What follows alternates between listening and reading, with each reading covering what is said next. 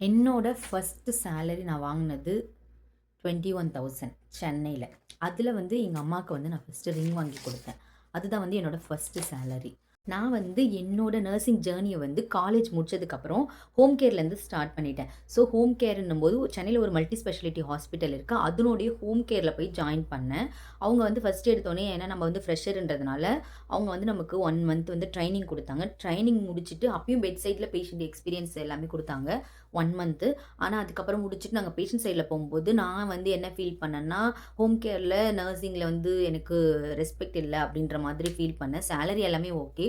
But respect இல்ல feel பண்ணேன். அது மட்டும் இல்லாம, முதல்ல எடுத்தோனே ஹோம் கேர்க்குள்ள போயிட்டோம்னா, நம்மளுக்கு பிராக்டிகல் நாலேட்ஜ் நெறைய பெட் சைட் நாலேட்ஜ் கிடைக்காது.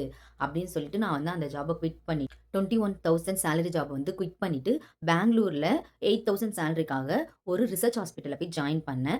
என்னோட நர்சிங் ஜர்னில நான் எடுத்த ஒரு கரெக்ட் டிசிஷன்னா, எனக்கு தெரிஞ்சு நான் அதுதான் சொல்லுவேன். ஸோ நான் அங்க போய் ஜாயின் பண்ணதுனால தான், எனக்கு நான் ஃப்ரெஷரா போம்போதே எனக்கு ஒரு 2, 3 இயர்ஸ் எக்ஸ்பீரியன்ஸ் வந்து நல்ல ஒரு மெடிக்கல் காலேஜ் எக்ஸ்பீரியன்ஸ்ன்றதுனால, அது வந்து எனக்கு பிராக்டிகல் நாலேட்ஜ் ரொம்ப நெறைய குடுத்தது. ஒரு கான்ஃபிடென்ட்டும் குடுத்தது.